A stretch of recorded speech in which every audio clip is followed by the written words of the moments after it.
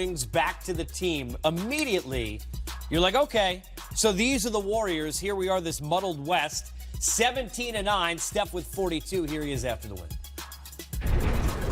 3 weeks is a long time in terms of every day wanting to get back out there, but in the grand scheme of things, if you put in the work and stay patient, obviously, there's going to be a little transition period, but you hope to get back to where you're at and want to sustain that in terms of what's next leading through December and continue to push and get back to Warrior basketball night in, night out. We got Alfonso back today, which is nice. Hopefully Draymond soon, a couple games, and still really start to pick up momentum. It's been a rough 3-4 weeks all the way around, and sitting on the sidelines and watching wasn't fun. Well, this is fun. Corona brings us our Limelight stat of the night high. So far, everything's starting to move towards where you expect the Warriors. It's going to take a long time, and as he referenced, guys, no Draymond yet. They're not full throttle. We remember how different they looked even without Iguodala going back a year ago. So we know, Timmy, that they obviously want to have everybody together. But what kind of a lift does it give when a team gets a guy like Steph back on the floor? We know what he adds on paper. What's the feel immediately and the difference in the feel when he's back on the floor? You get your captain back. You get your leader back. You get the guy that comes out and make everything easier for you on the offensive end. He passes. He moves without the basketball. They look for him. He sees the court in different ways that Kevin Durant doesn't see the court. He finds people, and they offense just runs smoother while he's out there, and they have more confidence when he's out there. And you know when he's making shots like that, 30 feet, 4-pointers,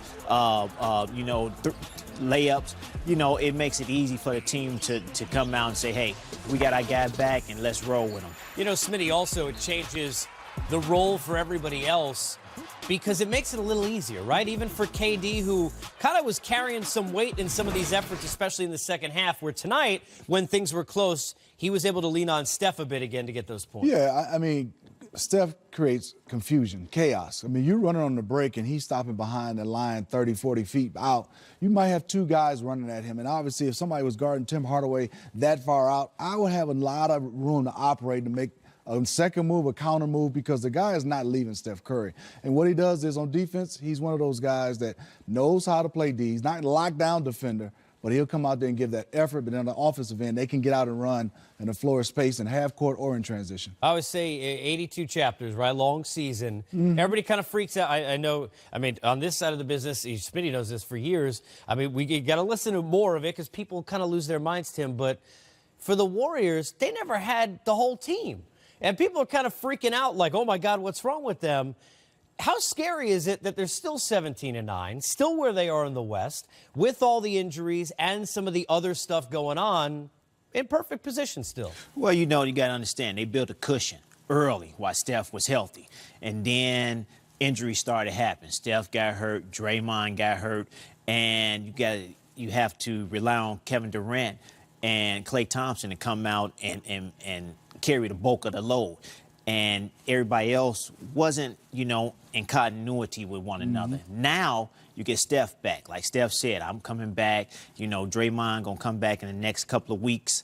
And the team is going to be healthy again. And watch out. They're going to take this lead in the West again like they had it before. They're going to start winning like 8, 9, 10, 12 games in a row and then lose one and then break out another 12 wins again. So when they get healthy, they very, very scary. Can we just talk about how weird it is seeing the Warriors and the Cavaliers play and seeing it in this Yeah, state? it's different. It's weird, right? The Cavs are definitely in rebuild. They've lost so many players. And what's so scary about the Warriors, to add to that, a lot of those guys, second unit guys, got a chance to play major minutes. And I think Jerebko's a guy, when you're new to a system and you get spot minutes, it's hard to get in the flow. But when you had Draymond out, he started playing consistent minutes. Alfonso McKinney was out, so you had other guys step up.